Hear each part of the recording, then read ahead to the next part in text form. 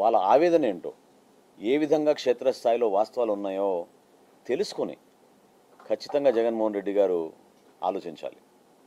ఎందుకంటే అక్కడ జరిగిన సంఘటనలు గత 5 సంవత్సరాల్లో వాళ్ళ పరిపాలనలో ఎంతో మందిని ఆశ్చర్యం కలిగించింది.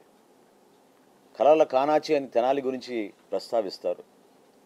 ఒక అద్భుతమైన సంస్కృతి, ప్రజలందరూ కలిసిమెలిసి ఉంటారు. పట్టణంలో కూడా గ్రామీణ వాతావరణం, అటువంటి సంస్కారం, గౌరవించుకునే పద్ధతులు, బిడ్డల్ని చదివించుకోవాలనే తపన, ఎంతోమంది ఆ ప్రాంతాన్ని నుంచి చాలా ఉన్నత స్థాయికి ఎదిగిన వ్యక్తులు. కళాకారులే కాదు, అన్ని రంగాల్లో కూడా కంట్రిబ్యూట్ చేశారు. అటువంటి చరిత్ర కలిగిన తెనాలిని గంజాయి అడ్డాగా 5 సంవత్సరాలు మార్చేశారు. ఊహించని విధంగా 2 గ్యాంగులను ఏర్పాటు చేసి ప్రాంతాల వారీగా విభజించుకుని గంజాయి అమ్ముకునే హక్కు ఈ రౌడీ షీటర్లకి, గ్యాంగులకి అక్కడ అవకాశం ఇచ్చి ఎవ్వరు కూడా మమ్మల్ని ఆపలేరు, పోలీస్ యంత్రాంగంతో సహా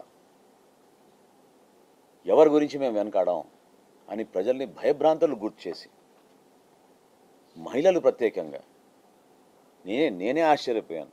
క్యాంపెయినింగ్ అప్పుడు కూడా, ఎలక్షన్ క్యాంపెయినింగ్ అప్పుడు కూడా, మే 1వ తారీఖున నాకు బాగా గుర్తు, నాకు మంచి మిత్రుడు, ఆదర్శ రైతుడు ఆ ప్రాంతానికి, ఈదర్ పూర్ణచంద్ గారు అని, వారి అబ్బాయి బాంబే నుంచి అక్కడ ఐటీ ప్రొఫెషనల్గా పనిచేస్తాడు. గత సంవత్సరం మే 1వ తారీఖున ఇదే ప్రాంతంలో బైక్ మీద వెళ్తుంటే అడ్డుకొని భయంకరంగా అతన్ని కొట్టారు. అంటే ఆ మత్తులో, గంజాయి మత్తులో వీళ్ళు చేస్తున్న అరాచకాలు మామూలు విషయం కాదు. 5 సంవత్సరాల్లో ఈ గ్యాంగుల మధ్యన హత్యలు కూడా జరిగినాయి. దీనికి చాలా రాజకీయంగా ఆలోచించాల్సిన అంశం కూడా దీంట్లో ఖచ్చితంగా ఉంది.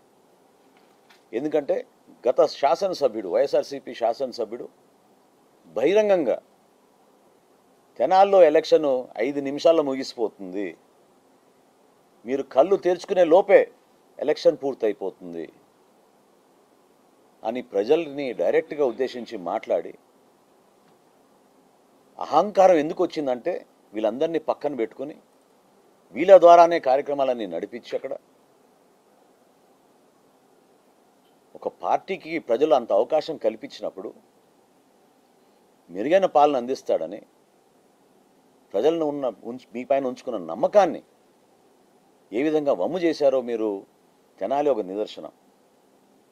అసలు గతంలో ఎప్పుడు లేదు ఇటువంటి వాతావరణం. ఇదే ఐతానగర్లో ఇంట్లో గంజాయి పెంచారు, మొక్కలు పెట్టారు. ఏమైపోయింది చూడండి, అసలు ఎంత మార్పు వచ్చేసింది. అసలు మన రాష్ట్రంలో మీ అందరికీ తెలుసు, తెలంగాణ పోలీసు కూడా చివరికి ఆంధ్రప్రదేశ్లో గంజాయి ఆపుకోగలిగితేనే మేము ప్రశాంతంగా ఉండగలుగుతాం తెలంగాణలో అని వారు మన ప్రాంతానికి దాడులకు వస్తే ఆ పోలీసులపైన దాడి చేయించారు. ఆ రోజున సీనియర్ ఆఫీసర్లు, రాజకీయ నాయకులు ఎక్కడికక్కడ ప్రజల్ని చైతన్యపరచాలని ఒక ప్రయత్నం చేస్తే ఎవరన్నా విన్నారా, ఆగారా చెప్పండి?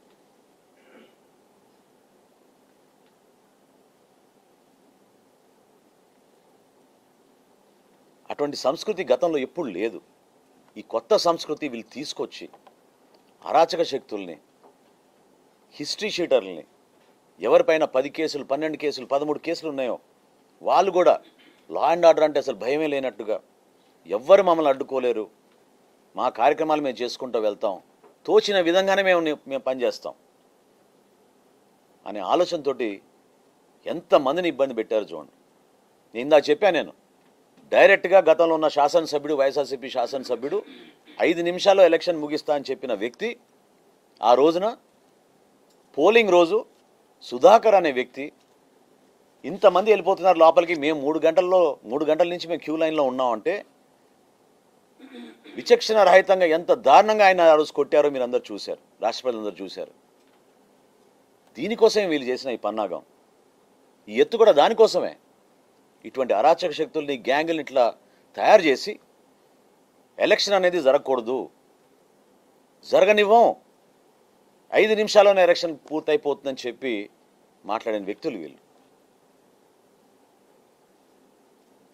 అంటే ప్రశాంతమైన వాతావరణంలో మన రాష్ట్రాన్ని మన అభివృద్ధి పందాలో నడిపించాలని సంక్షేమంలో ఎక్కడ లోటు ఉండకూడదని గౌరవ ముఖ్యమంత్రి గారు, గౌరవ ఉప ముఖ్యమంత్రి గారు పవన్ కళ్యాణ్ గారు అందరం అహర్నిశలు కృషి చేసి ఒక మంచి వాతావరణం తీసుకొస్తే ప్రభుత్వాన్ని మనం ముందు తీసుకెళ్తామని ఒక ప్రయత్నం చేస్తున్న తరుణంలో కావాలని ప్రాంతాల్లో వచ్చి చిచ్చులు పెడుతున్నారు.